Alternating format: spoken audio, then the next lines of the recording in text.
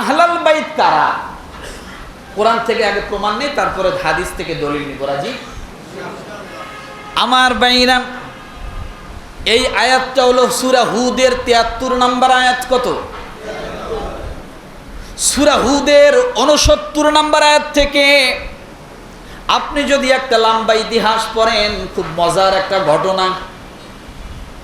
ওয়ালাকাদ জাআত রুসুলুনা ইব্রাহিমা বিল বুশরা ক্বালু সালামা ক্বালা সালামুন ফামা লাবিসা আন জাআ বিইজলিন হানীফ।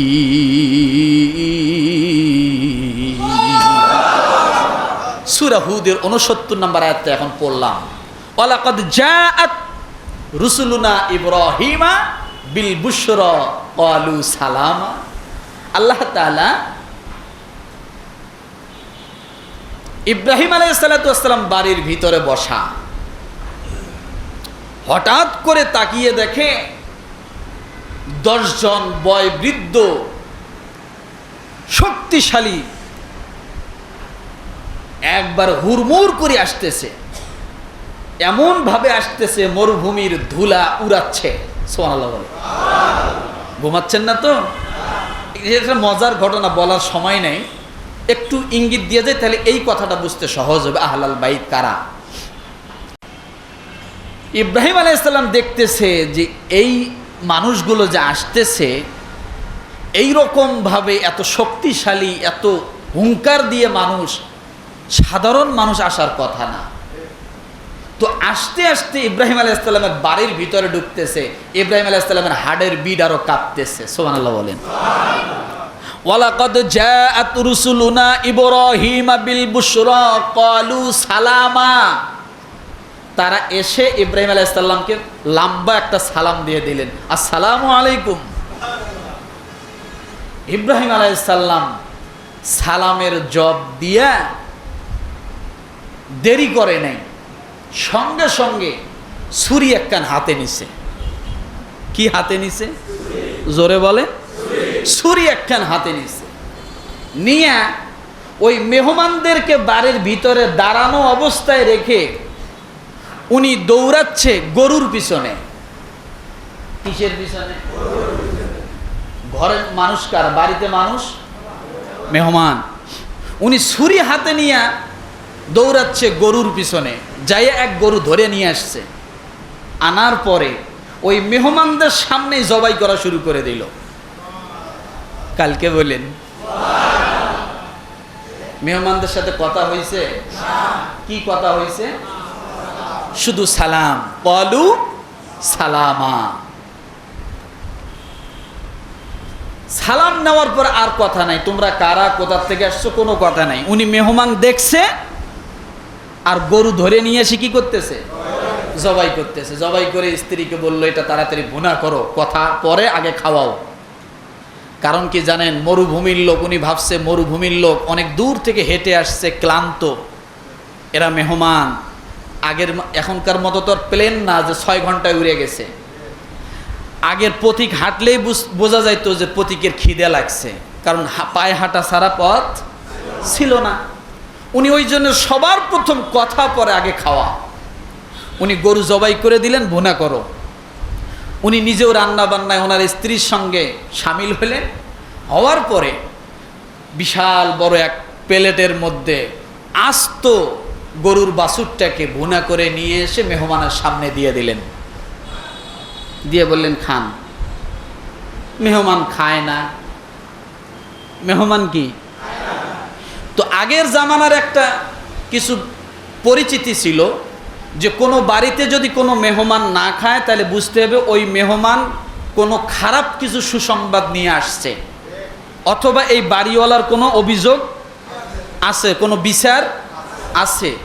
আর মেহমান যদি খায় তাহলে বোঝা যাবে সমস্যা, বাড়িওয়ালার ভয়টা কি হতো? কেটে যেত। মেহমানের সামনে আস্ত গরুর বাছুর ভুনা করে দিছে, মেহমান খায় না।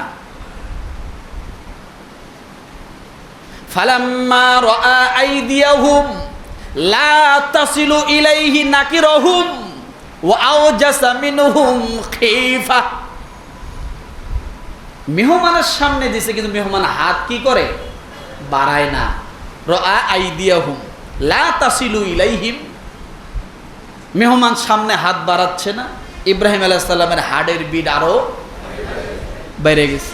কিরে, মেহমান খায় না? কি দুঃখ সংবাদ নিয়ে আসলো! এরা আমার প্রতি রাগান্বিত বা বেজার কেন? খাচ্ছে না কেন? ইব্রাহিম আলাইহিস সালাম বললেন, আপনারা কারা? পরিচয় দেন, খাচ্ছেন না কেন? এবার ওই ব্যক্তিরা বললেন, প্রথমে বলেছিলেন জাত রসুলনা ইব্রাহিম বিল বুশরা, আমরা আপনার জন্য এক সুসংবাদ নিয়ে আসছি। তা সুসংবাদ নিয়ে আসছেন জন্য তো গরুর বাছুর ভুনা করে দিলাম, খান। খুশির সংবাদ যেহেতু নিয়ে আসছেন, খাইয়া নেন। খাচ্ছে না। রাআ আইদিয়াহুম লা তাসিলু ইলাইহি নাকিরহুম, তারা খাবে না। ওয়া আওজাসা মিনহুম খিফা, ইব্রাহিম আলাইহিস সালাম ভয় পেয়ে গেলেন, ভয়ে কাঁপতে লাগলেন, আতঙ্কিত হয়ে গেলেন। মেহমানরা খায় না কেন? এবার মেহমানরা বলেন, ক্বালু লা তাখাফ, ক্বালু লা তাখাফ, আপনি ভয় পাবেন না, আপনার জন্য সুসংবাদ নিয়ে আসছি। জানতে যে আজকে আমরা কিছু প্রশ্নের সম্মুখীন হব এবং প্রশ্নের উত্তর নিজেই দিব, আমরা পেয়ে যাব। রাজি আছি ইনশাআল্লাহ। আমি যে আয়াতটি তেলাওয়াত করেছি, আয়াতটি সূরা নিসা, আয়াত নাম্বার 64। কত? 64। সময়ের সংক্ষেপে হয়তো বিস্তারিত আলোচনা করতে পারবো না। এই আলোচনা, এই আয়াতগুলো বোঝার জন্য ঘন্টার পর ঘন্টা দরকার। অনেক লম্বা সময় লেখাপড়া করে, নোট করে আপনাদের কাছে এসে কথা বলতে যাইয়া সময়ের সংকীর্ণতার কারণে যা ধারণ করি তা বাইর করতে পারি না। তবে চেষ্টা করব যতটুকু সম্ভব এই অল্প সময়ের ভিতরে রসুলের আহলে বায়াতদের প্রতি মহাব্বত এবং ভালোবাসার গুরুত্বটা কি একটু বোঝানোর চেষ্টা করব ইনশাআল্লাহ। আর তার আহলে বায়াতদের পরিচয় আমাদের জানা অধিক জরুরি, শুধু জরুরি না, কি বলেছি, অতীব জরুরি। যে রসুলকে নিয়ে উম্মতে মুহাম্মাদি দুনিয়ার শান্তি, আখিরাতে মুক্তি পাবে, সেই রসুলের পরিবার, সে রসুল সম্পর্কে তার জানা থাকবে না, তাহলে বোঝা যাবে যে আমাদের কল্যাণের দিক থেকে আমরা এখনো কমতির দিকে আছি। কি বলে? তাহলে আলোচনার বিষয় কি? সকলে বলেন একটু। আহলে বায়াতের মহাব্বত, আহলে বায়াতের প্রতি মহাব্বত এবং ভালোবাসা, এবং তাদের পরিচয়টাও আমরা জানব। আসুন, আল্লাহ তাআলা রসুল সম্পর্কে কি বলেছেন? সবার ঊর্ধ্বে আল্লাহ তাআলার মহাব্বতের পরে যার মহাব্বতকে লালন পালন ধারণ করতে বলেছেন, তার সম্পর্কে একটু আমরা জানি। রাজি আছি? আল্লাহ তাআলা কি বলেছেন দেখেন, আমার নামাজ, আমার রোজা, আমার হজ, আমার কুরবানি, আমার আমল, সব কিছুকে একদিকে আল্লাহ তাআলা রসুলের দিকটাকে নিয়ে গেছেন আরেক দিকে। সুবহানাল্লাহ বলবেন না?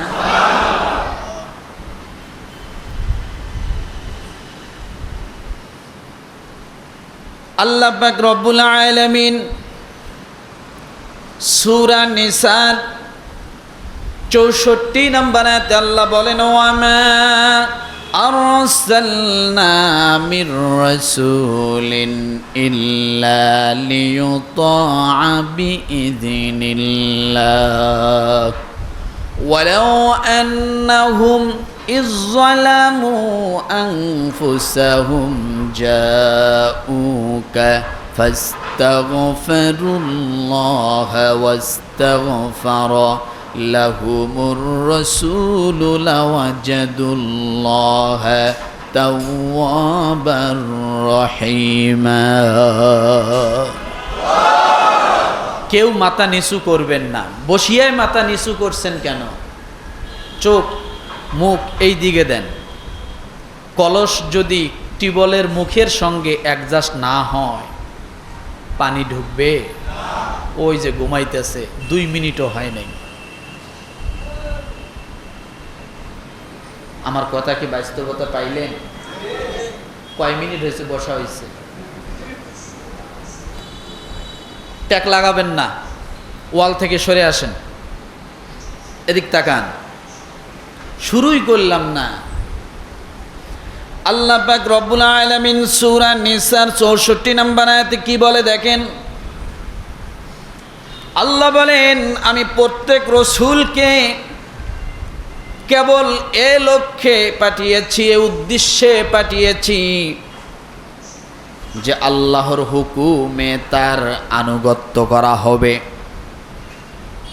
আল্লাহ হুকুম করতেছেন রসূলদের আনুগত্য করার জন্য। আল্লাহ তাআলা একজন রসূলকে পাঠালেন,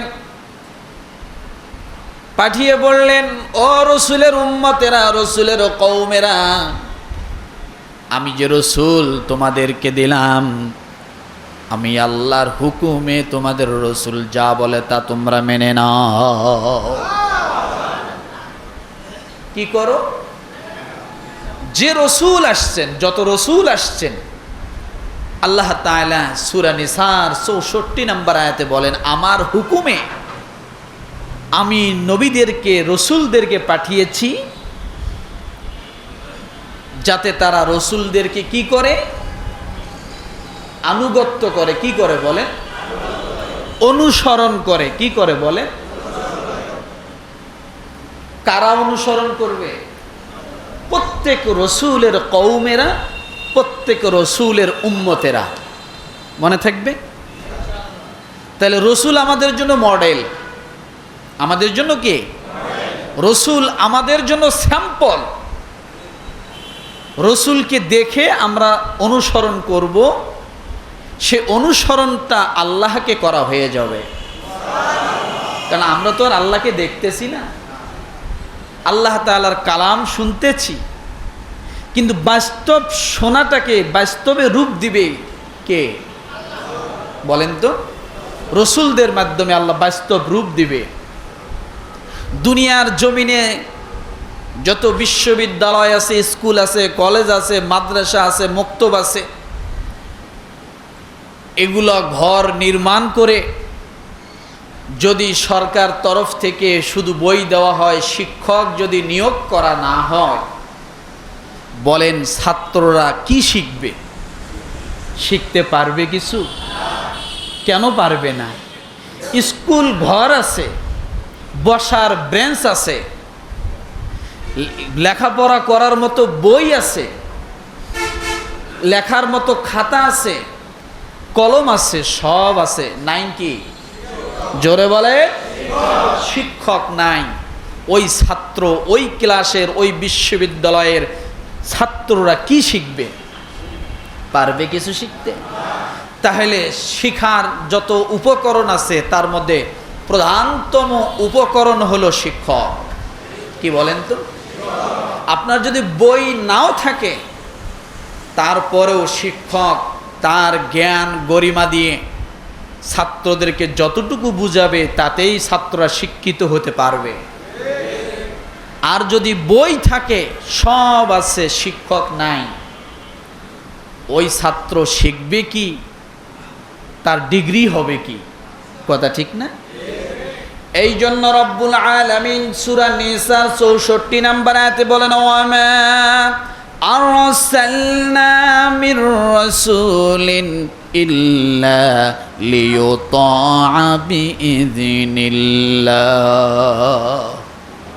এই আয়াতের একটি পাঠ, আমি প্রত্যেক রসূলকে কেবল এই উদ্দেশ্যে প্রেরণ করিয়েছি আল্লাহর হুকুমে তোমরা যাতে তার আনুগত্য করো। তাহলে রসুলকে কেন পাইলাম? কথা বলেন। আনুগত্য করার জন্য, অনুসরণ করার জন্য, শেখার জন্য শিক্ষক হিসেবে পাইলাম, তাই না?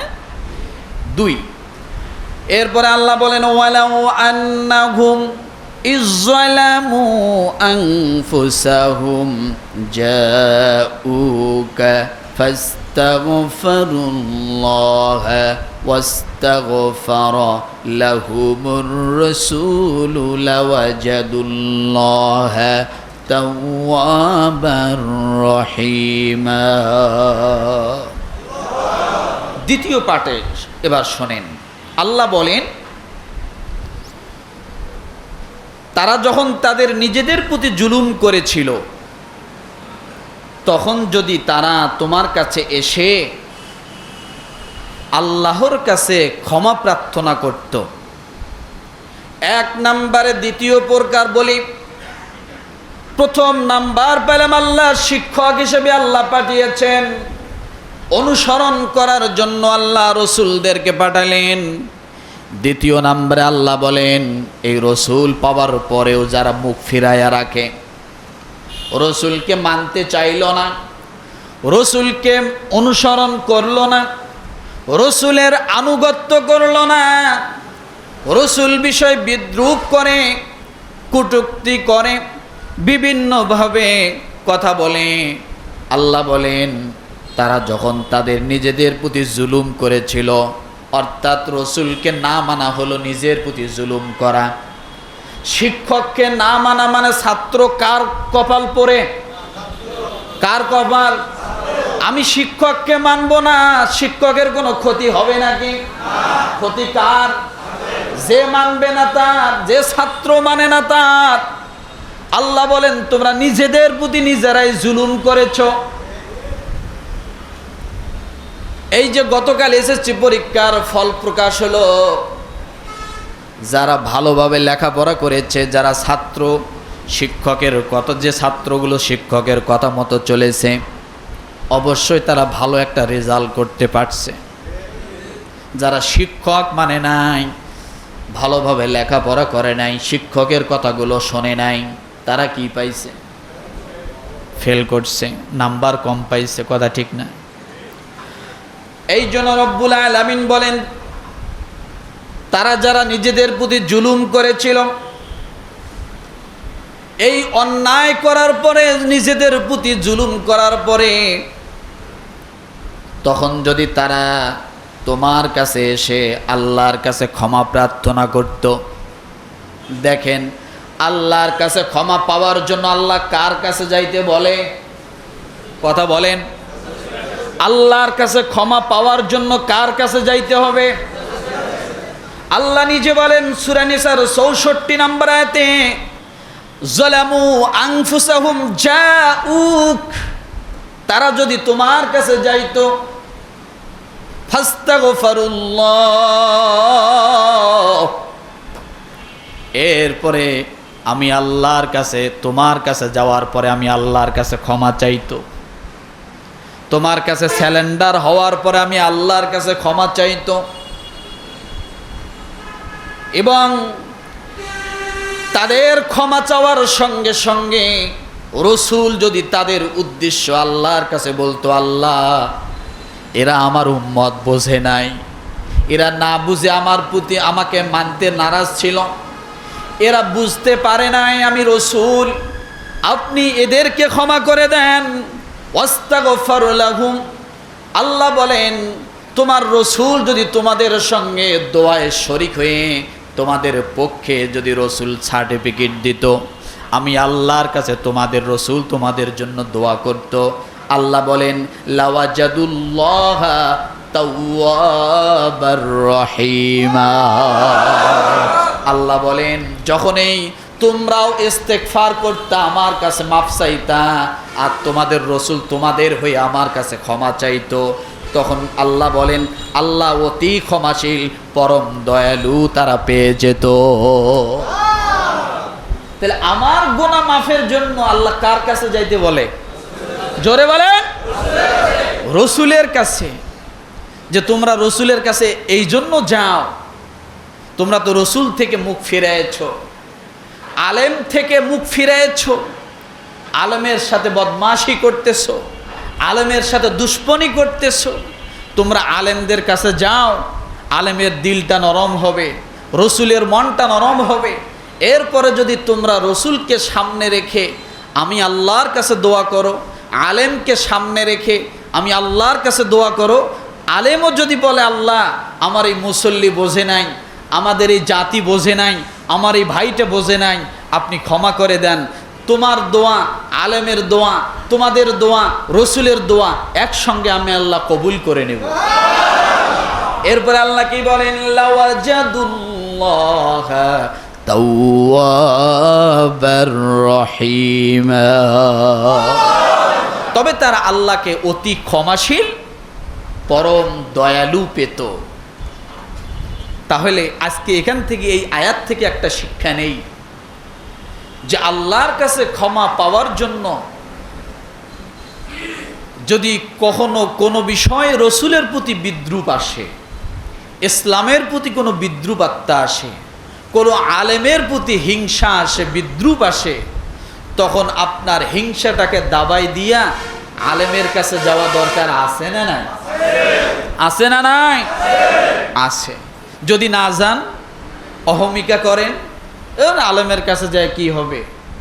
আলেমের কপাল পুড়বে, আলেমের ক্ষতি হবে। কার ক্ষতি হবে? নিজের ক্ষতি হবে। আলেমদেরকে ভালোবাসুন।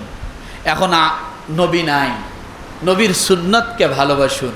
নবীর সুন্নত, যারা সুন্নতের পক্ষে কথা বলে তাদেরকে ভালোবাসুন। নবী নাই, নবীর পক্ষে যারা কথা বলে তাদেরকে ভালোবাসুন, তাহলে আল্লাহকে ভালোবাসা হয়ে যাবে। উল ইন কুনতুম তুহিব্বুনাল্লাহ ফাত্তাবিউনি ইউহিব্বুকুমুল্লাহ ওয়া ইয়াগফির লাকুম যুনুবাকুম ওয়াল্লাহু গফুরুর রহিম। আল্লাহ বলেন, তোমরা যদি আমাকে ভালোবাসতে চাও, আমাকে তোমরা ভালো যদি বাসতে চাও, আমার রসুলকে তোমরা ভালোবাসো, আমার রসুলকে যদি তোমরা ভালোবাসতে চাও, তাহলে যে কালে রসুল থাকবে না, রসুলের ওয়ারিসদেরকে যদি তোমরা ভালোবাসো। ব্যাখ্যাটা এইভাবে হবে। আল্লাহ বলেন, তোমরা যদি আমাকে ভালোবাসতে চাও, কাকে ভালোবাসতে বলল? জোরে। রসুল তো এখন নাই। আল্লাহ এই কথাও জুড়িয়ে দিচ্ছেন, রসুলকে যদি তোমরা ভালোবাসতে চাও, রসুল তো নাই, কাকে ভালোবাসো? আলেমদেরকে, নবীর ওয়ারিসদেরকে ভালোবাসো। আল্লাহ বলেন, আপনি যদি প্রশ্ন করেন আল্লাহ আপনি নাই, আপনার রসুলকে ভালোবাসতে বললেন, আপনার রসুল নাই, আল উলামা ওয়ারাসাতুল আম্বিয়া, নবীদের ওয়ারিসদেরকে ভালোবাসতে বললেন, লাভটা কি হবে? আল্লাহ বলেন, যখনই তোমরা ওলামায়ে কেরামদেরকে ভালোবাসবে, আহলে বায়াতদেরকে তোমরা ভালোবাসবে, আমি আল্লাহকে ভালোবাসা হয়ে যাও। তাকে ভালোবাসা হয়ে যায়, আমি আল্লাহকে ভালোবাসা হয়ে যায়। এবার আপনি আল্লাহকে আবার প্রশ্ন করেন, আল্লাহ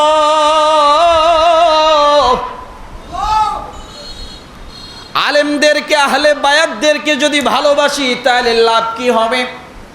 নবীকে যদি ভালোবাসি, রসুলের সুন্নাহকে যদি ভালোবাসি, লাভ কি হবে? আল্লাহ বলেন, ইন্নাল্লাহা ইয়াগফিরুয যুনুবা জামিআ ইন্নাহু হুয়াল গফুরুর রহিম। জোরে বলেন, জোরে, মনোজার করে বলেন আল্লাহু আকবার। কেন বলতে বললাম জানে? ইন্নাল্লাহা ইয়াগফিরুয যুনুবা জামিআ, আমি আল্লাহকে ভালোবাসতে চাও, রসুলকে ভালোবাসো। রসুল নাই, রসুল যাদেরকে ওয়ারিস বানায় দিয়ে গেছেন তাদেরকে ভালোবাসো। আপনি প্রশ্ন করেন আল্লাহ ভালোবাসলে কি হবে? আহলে বায়াতদেরকে ভালোবাসলে কি হবে?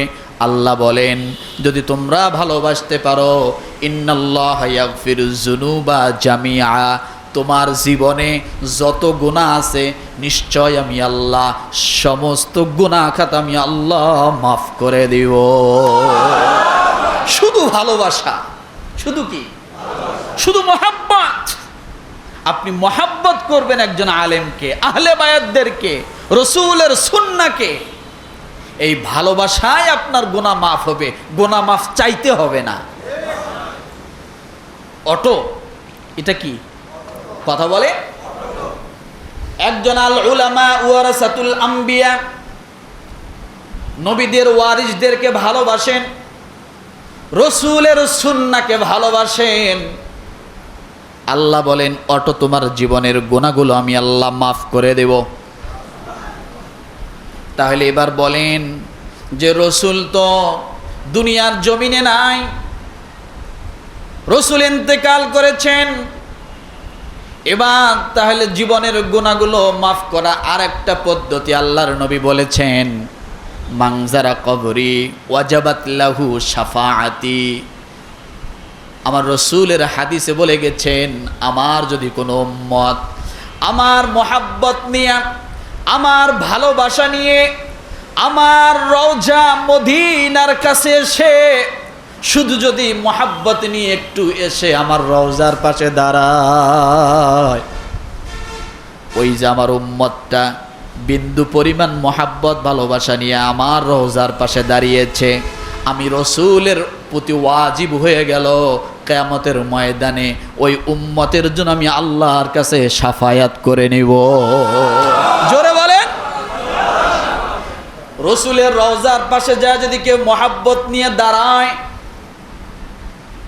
কেউ যদি সালাম দেয়, আসসালামু আলাইকুম ইয়া নবী আল্লাহ, আসসালামু আলাইকুম ইয়া রাসূলুল্লাহ, এতটুকু শুধু বলবে, রসুলের রওজার সামনে যায় মহাব্বত নিয়ে দাঁড়িয়ে যাবে। আল্লাহর নবী বলেন দাঁড়ানো মাত্রই আমি নবীর প্রতি ওয়াজিব হয়ে গেল ওই ব্যক্তির জন্য, ওই উম্মতের জন্য কিয়ামতের ময়দানে আমি দাঁড়ানো অবস্থায় নয়, বসা অবস্থায় নয়, সেজদায় পড়ে যাব। সেজদায় পড়ে যে আল্লাহকে বলবো, আল্লাহ আমার ওই উম্মতটা মহাব্বত নিয়ে আমার রওজার পাশে দাঁড়িয়েছিল, আজকে তাকে মাফ না করা পর্যন্ত আমি কপালটা জমিন থেকে উঠাবো না, আমার কপালটা জমিন থেকে উঠাবো না। যতক্ষণ আপনি ওই উম্মতটাকে মাফ না করবেন, আমার কপালটা জমিন থেকে উঠাবো না।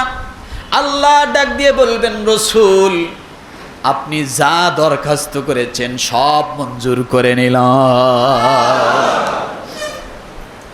কি করে নিলাম? আপনি যা দরখাস্ত করেছেন মঞ্জুর করে নিলাম। যদি রসুলের রওজার সামনে দাঁড়ানোর কারণে জীবনের গুনাহ মাফ হয়, শাফায়াত নসিব হয়, ওই রসুলের সুন্নাহকে জিন্দা করার জন্য যদি কেউ সামনে অগ্রসর হয়, আল্লাহ তাকে মাফ করবে কিনা? ওই রসুলের আহলে বায়াত যারা আছে তাদেরকে যদি মহাব্বত করে আল্লাহ মাফ করবে কিনা? জোরে বলেন। রসুলের আহলে বায়াতের মধ্যে কয়জন সদস্য? কয়জন? রসুলের আহলে বায়াত এর সদস্য কয়জন? কয়জন? রসুলের আহলে বায়াত সদস্য যদি আপনি কোরআন থেকে দলিল নেন, আমি কোরআন থেকে দলিল দেই আহলে বায়াত কারা কারা। আমাদের সমাজে ভুল ভ্রান্তির ভিতরে আছে, অনেকেই বলে আহলে বায়াত বলতে পাক পাঞ্জাতন। 5 জনের নাম আহলে বায়াতের মধ্যে অন্তর্ভুক্ত করেছেন। এক হলো আল্লাহর নবী, দ্বিতীয় হলো ফাতেমা, তৃতীয় হলেন হাসান হুসাইন, এরপরে 5ম নম্বরে হলো হযরতে আলী। কয়জন হলো? আল্লাহর নবী 1 জন, ফাতেমা রাদিয়াল্লাহু তাআলা আনহা 2 জন, হাসান 3 জন, হুসাইন 4 জন, হযরতে আলী রাদিয়াল্লাহু তাআলা আনহু এই হলো 5 জন। অনেকে মনে করে এই 5 জনে আহলে বায়াত, বলি মুসলমান এই 5 জনে শুধু আহলে বায়াত না, আল্লাহর নবীর গোটা পরিবারের মধ্যে থেকে যতজন সদস্য ছিল সবাইকে আমার আল্লাহ তাআলা আহলে বায়াত বলে সাব্যস্ত করেছে। 11 জন স্ত্রী ছিল, ওনারা কি আহলে বায়াতের বাইরে? কথা বলেন। বাইতুন শব্দের অর্থ ঘর। কি বলেন তো? ঘর। কোন ঘরকে বলে জানেন? যে ঘরে রাত্রে মানুষ যাপন করে সেই ঘরকে বাইতুন বলা হয়। সেই ঘরকে কি বলা হয়? কি বলা হয়? আবার গরকুন মানে ঘর, কামরা এটাও ঘর। তাহলে যদি 3টে শব্দ হয়, গরকুন, কামরা, বাইতুন, কয়টা শব্দ? 3টা। তাহলে বাইতুন কোন ঘরকে বলে, গরকুন কোন ঘরকে বলে, কামরা কোন ঘরকে বলে? বাইতুন ওই ঘরকে বলে যে ঘরে রাত্রে যাপন করা হয়। কি করা হয়? যে ঘরে রাত্রে যাপন করা হয়। আল্লাহর নবীর স্ত্রী ছিল কতজন? তাইলে এই পাক পাঞ্জাতনের ভিতরে কি রসুলের স্ত্রী পাওয়া যায়?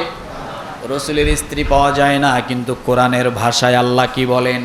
ক্বালু আতা'জাবিনা মিন আমরিল্লাহি রাহমাতুল্লাহি ওয়া বারাকাতুহু আলাইকুম আহলাল বাইত ইন্নাহু হামিদুম মাজিদ। আহলাল বাইত পাইছেন? আমি যে আয়াতটা পড়লাম এখানে আহলাল বাইত শব্দটা পাইছেন? পান নাই? এটা কিন্তু আলাদা করে বলছিলাম। আহলাল বাইত, আহলাল বাইত কারা? কোরআন থেকে আগে প্রমাণ নেই, তারপরে হাদিস থেকে দলিল নিব। রাজি? আমার বাইরা, এই আয়াতটা হলো সূরা হুদের 73 নম্বর আয়াত। কত? সূরা হুদের 69 নম্বর আয়াত থেকে আপনি যদি একটা লম্বা ইতিহাস পড়েন, খুব মজার একটা ঘটনা। ওয়ালাকাদ জাআত রুসুলুনা ইব্রাহিমা বিল বুশরা ক্বালু সালামা ক্বালা সালামুন ফামা লাবিসা আন জাআ বিইজলিন হানিফ।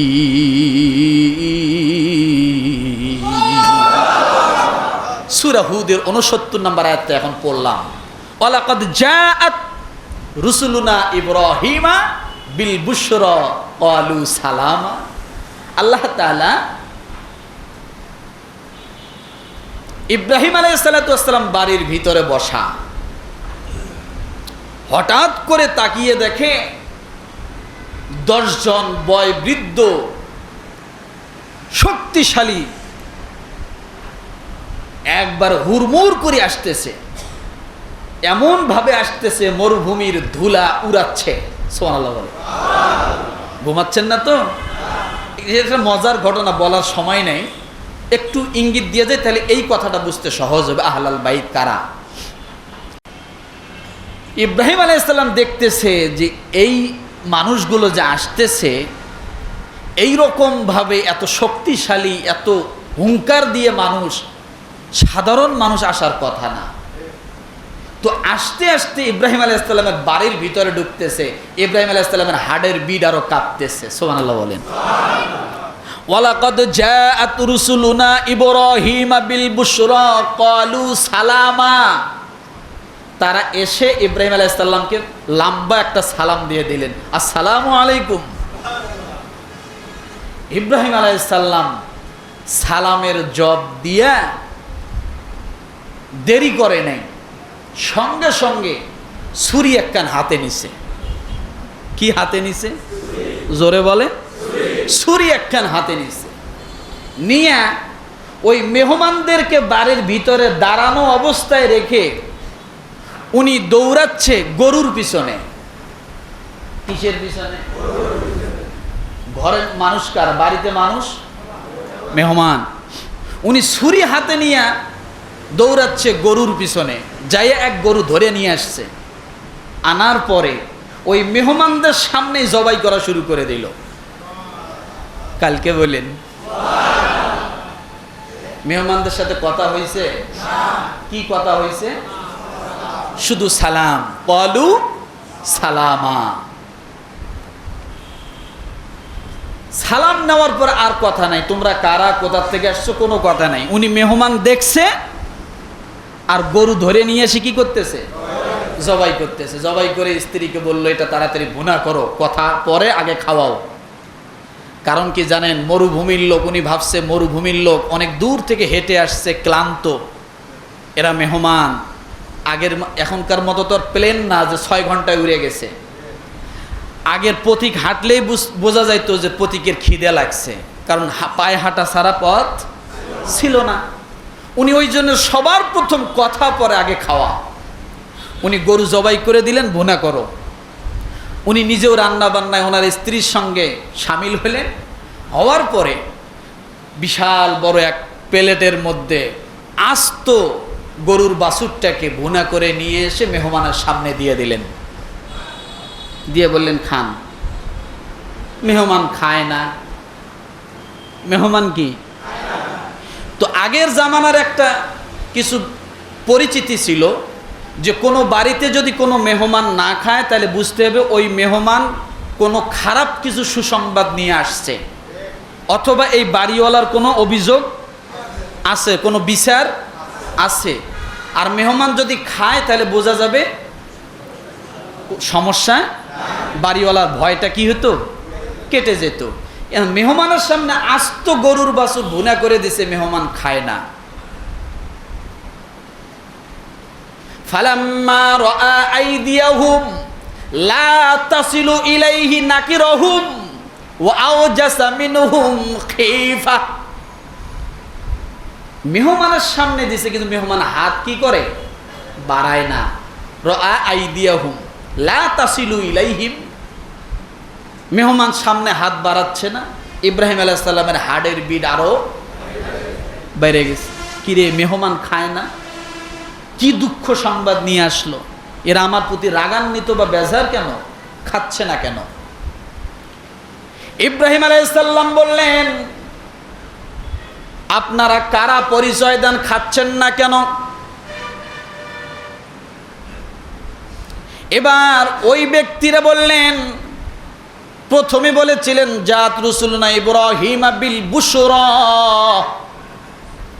আমরা আপনার জন্য এক সুসংবাদ নিয়ে আসছি। তো সুসংবাদ নিয়ে আসছেন জন্য তো গরুর বাছুর ভুনা করে দিলাম, খান। খুশির সংবাদ যেহেতু নিয়ে আসছেন, খাইয়া নেন। খাচ্ছে না। রাআ আইদিয়াহুম লা তাসিলু ইলাইহি নাকিরহুম, তারা খাবে না। ওয়া আওজাসা মিনহুম খিফা, ইব্রাহিম আলাইহিস সালাম ভয় পেয়ে গেলেন, ভয়ে কাঁপতে লাগলেন, আতঙ্কিত হয়ে গেলেন, মেহমানরা খায় না কেন? এবার মেহমানরা বলেন ক্বালু লা তাখাফ, সুবহানাল্লাহ, ক্বালু লা তাখাফ, আপনি ভয় পাবেন না, আপনার জন্য সুসংবাদ নিয়ে আসছি। কিসের ভয় পান? ইন্না উরসিলনা ইলা কওমি লূত, আমরা আপনাকে একটা সুসংবাদ দিয়ে তারপরে লূত আলাইহিস সালামের কাছে যাব। সুবহানাল্লাহ। লূত আরেকজন নবী, নাম শুনছেন না? লূত আলাইহিস সালাম ইব্রাহিম আলাইহিস সালামের সাথে চাচা ভাতিজা সম্পর্ক। তো ইব্রাহিম আলাইহিস সালামকে বলতেছে যে আমরা আপনার কাছে একটা সুসংবাদ নিয়ে আসছি আপনার জন্য, আপনার হাদিয়াটা, সুসংবাদটা দিয়ে আমরা কার কাছে যাব?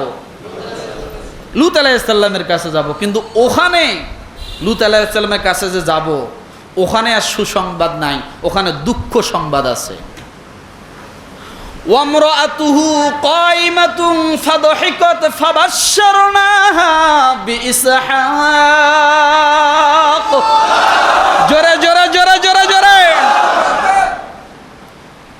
মেহমানটা যখন ইব্রাহিম আলাইহিস সালামের সাথে কথা বলতেছে, আপনার জন্য সুসংবাদ আর লূত আলাইহিস সালামের জন্য দুঃখ সংবাদ, দুইটা নিয়ে আসছি।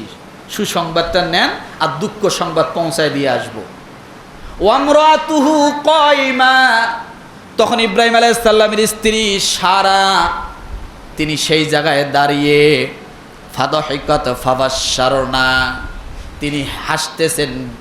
কি করতেছেন? ইব্রাহিম আলাইহিস সালামের সঙ্গে মেহমান কথা বলে হাসে কে?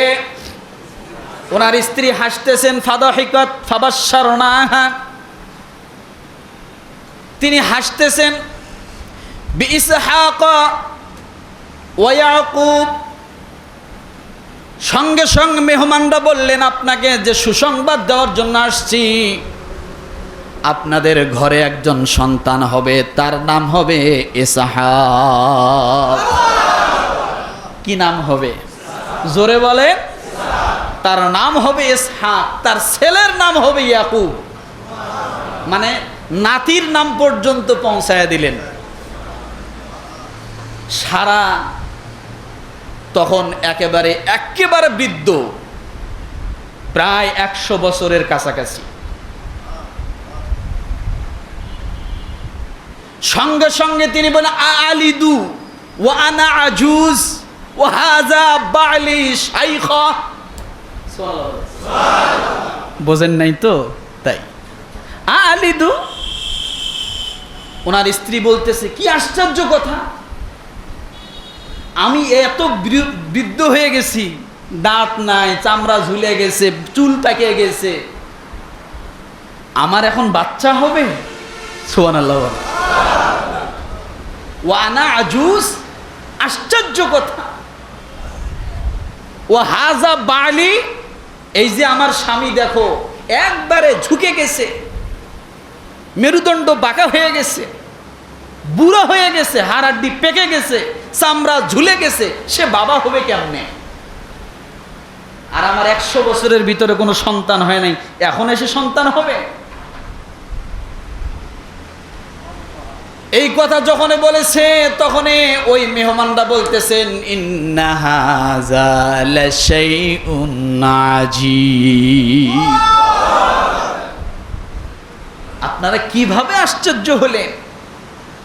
আপনি বৃদ্ধা হয়েছেন, আপনার স্বামী বৃদ্ধ হয়েছে, তাই কি? এটা আল্লাহর জন্য কোনো ব্যাপার না। সুবহানাল্লাহ। ইন্না হাযা লাশাইউন আজীব। আপনারা বলেন না কি আজীব কথা? এটা আরবি শব্দ, বলেন কি না? আজীব কথা, আজব কথা, এটা কি শব্দ পাইছেন এখানে? সূরা হুদের 69, 70, 71 নম্বর আয়াত। কি আজীব! ফেরেশতারা বলতেছে, আল্লাহ যদি দেয়, আপনার আশ্চর্য হওয়ার কিছু নাই। শুধু আপনার ঘরেই সন্তান না, ইসহাকের ঘরে যে ইয়াকুব আসবে, সেটাও আল্লাহ বলে দিয়েছেন।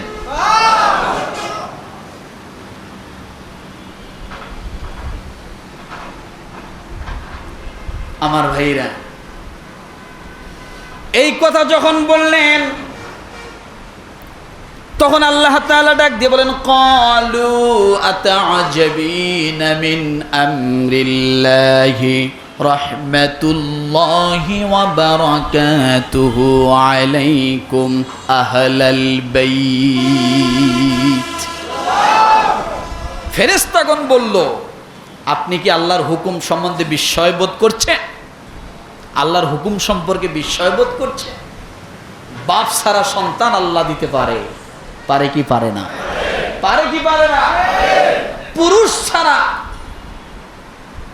পুরুষের জন্মতন্ত্র ছাড়া আল্লাহ পুরুষের মাংস থেকে নারী উৎপাদন করতে পারে, করে না? হাওয়া আলাইহিস সালাম আদম আলাইহিস সালামের মাংসপিণ্ড থেকে তিনি আবিষ্কার করেছেন, হাড্ডি থেকে আবিষ্কার করেছেন। ঈসা আলাইহিস সালামকে বাপ ছাড়া সন্তান দিয়েছেন, দেন না? এই জন্য ফেরেশতারা বলল, আপনি কি আল্লাহর হুকুম সম্বন্ধে বিস্ময় বোধ করছেন? আপনাদের মতো সম্মানিত পরিবার বর্গের উপর রয়েছে আল্লাহর রহমত, রহমাতুল্লাহ। কি রয়েছে? ও বারাকাতুহু, এরপরে তার বরকত। নিশ্চয় তিনি সর্বময় প্রশংসার হকদার এবং আল্লাহ তাআলা অতি মর্যাদাবান। ইন্নাহু হামিদুম মাজিদ। এখানে একটা প্রশ্ন, আহলে বাইত আল্লাহ কাকে বললেন? রসুলের স্ত্রীদেরকে। কাদেরকে? কথা বোঝেন নাই মনে হয়। ইব্রাহিম আলাইহিস সালামের স্ত্রীকে আল্লাহ কি বলেছে? আহলে বায়েত। তাহলে আহলে বায়েতের অন্তর্ভুক্ত কি স্ত্রী বাদ দিয়ে না স্ত্রী সহ? কোথার থেকে প্রমাণ পেলাম? কোরআন থেকে। কোরআনের কোন সূরা, কত নম্বর আয়াত? 73 নম্বর আয়াতে আল্লাহ আহলাল বাইত বলেছেন রসুলের স্ত্রীদেরকে। আরেক জায়গার থেকে স্ত্রীদেরকে আহলে বায়েত শব্দ নিয়ে নেন। আল্লাহ পাক রব্বুল আলামিন বলেন ওয়াকারনা ফি বুয়ুতিকুন্না ওয়ালা তাবাররাজনা তাবাররুজাল জাহিলিয়াতিল উলা وأقمنا الصلاة وآتينا الزكاة وأطعنا الله ورسوله إنما يريد الله ليذهب عنكم الرجس أهل البيت আনকুমুর রিজসা আহলাল বাইতি ওয়া ইউতাহহিরুকুম তাতহীরা। এখানে আছে আহলাল বাইত। সূরা আহজাব আয়াত নাম্বার 33। কত বলেন তো? সূরা আহজাব আয়াত নাম্বার 33। এখানে আল্লাহ তাআলা তার স্ত্রীদেরকে, এখানে আমাদের রাসূল সম্পর্কে বলছেন আল্লাহ। আল্লাহ পাক রব্বুল আলামিন এই আয়াতে কি বলে দেখেন, নিজ গৃহে অবস্থান করো, পর পুরুষকে সাজসজ্জা প্রদর্শন করে বেড়ায়ও না। আল্লাহ তার রসুলের স্ত্রীদের কথা বলছেন, যেমন প্রাচীন জাহিলি যুগে প্রদর্শন করা হতো। এবং নামাজ কায়েম করো, যাকাত আদায় করো এবং আল্লাহ তার রসুলের আনুগত্য করো। হে নবী পরিবার, আহলে বায়াত, আল্লাহ তো চান তোমাদের থেকে মলিনতা দূর করতে, নাপাকি দূর করতে, কলুষতা দূর করতে এবং তোমাদেরকে সর্বপ্রকার আল্লাহ তাআলা পবিত্র রাখতে চান। কি রাখতে চান? পবিত্র রাখতে চান। তাহলে 11 জন স্ত্রী এখানে আছে কি নাই? কথা বলে 11 জন স্ত্রী আছে। এই আয়াতের আগের আয়াতটায় এখানেও আল্লাহ নারীদেরকে বলছেন, রসুলের স্ত্রীদের কথা বলতেছেন। কি বলছে শুনবেন? কথা বলে। এখান থেকে একটা শিক্ষা আমাদের আছে। সূরা আহজাব আয়াত নাম্বার 32। ইয়া নিসাআন নাবিয়্যি লাস্তুন্না কাআহাদিম মিনান নিসাই ইন ইত্তাকাইতুন্না ফালা তাখদা'না বিল কওল ফায়াতমা'আল্লাযী في قلبه مرض وقلنا قولا معروفا। আল্লাহ বলেন, হে নবী পত্নীগণ, তোমরা সাধারণ নারীদের মতো নও। কাদের মতো নও? সাধারণ নারীদের মতো নও। হে নবীর স্ত্রীগণ, তোমরা সাধারণ নারীদের মতো নও। যদি তোমরা তাকওয়া অবলম্বন করো, সুতরাং তোমরা কোমল কণ্ঠে কথা বলিও না। নারীরা কি কণ্ঠে কথা বলবে না? কোমল কণ্ঠে, নরম কণ্ঠে, বাস্তব কণ্ঠে নারীরা যেন কথা না বলে। কোন আয়াতে পাইছেন? কোন সূরা? সূরা আয়াত নাম্বার কত? আয়াত নাম্বার 32। মেয়েরা পুরুষদের সাথে কিভাবে কথা বলবে আল্লাহ এখানে শেখাচ্ছেন। মেয়েরা যখন অন্য পুরুষের সাথে কথা বলবে, কর্কশ ভাষায় কথা বলতে হবে। কি ভাষায়? কি ভাষা? কর্কশ ভাষায়। এতে তাদের গুনাহ হবে না, সওয়াব হবে। কেন জানেন? আল্লাহ কি বলেন? তোমরা কোমল কণ্ঠে কথা বলো না, কারণ অন্তরে ব্যাধি আছে এমন ব্যক্তি লালায়িত হয়ে পড়বে। 3 বছর হয় মেয়েটাকে দেখে না, কিন্তু ফোনের মাধ্যমে কথা বলে, রং নাম্বারে কথা বলে প্রেমে পড়ে গেছে। দেখলো না, জানলো না, শুনলো না, কিন্তু সম্পর্ক হয়ে গেল কেমনে? ওই যে মেয়েটার কণ্ঠে যে কথা বলেছে, ছেলেটা মেয়ের কণ্ঠের পাগল হয়ে গেল। আছে না নেই? এই জন্য আল্লাহ বলেন, মেয়েরা যখন অন্য পুরুষদের সঙ্গে কথা বলবে, কর্কশ ভাষায় কথা বলতে হবে, নরম ভাষায় কথা বলা যাবে না, কণ্ঠ চেঞ্জ করে কথা বলবে। কারণ ওই পুরুষ যেন একবার কথা বলার পরে দ্বিতীয়বার কথা বলার সুযোগ না পায়। আর আমরা পুরুষরা দোকানে গেলে টুল পাই না ভাগে, আর মেয়েরা গেলে আপা আসেন বসেন। কথা ঠিক না? এই শাড়িটা আপনার খুব মানাবে, এই থ্রি পিসটা আপনাকে খুব সুন্দর লাগবে। পছন্দ করে দেয় কে? ওই মেয়েটাকে পছন্দ করা লাগে না, দোকানদারই পছন্দ করে দিচ্ছে। তাহলে আমরাই বা কেমনে গেলাম, এটাও তো একটু বোঝা দরকার। লিপস্টিক, আলতা, সোনক, পাউডার, একেবারে যা আছে, শ্যাম্পু টেম্পু, আডা পাউডার যা আছে সব গায়ে দিয়ে মার্কেটে গেছে, যাই দুনিয়ার লক্ষ চক্কর। এক শাড়ি বেচতে লাগলো 1 ঘন্টা, এর ভিতরে কত যে কথা হলো, ইতিহাস।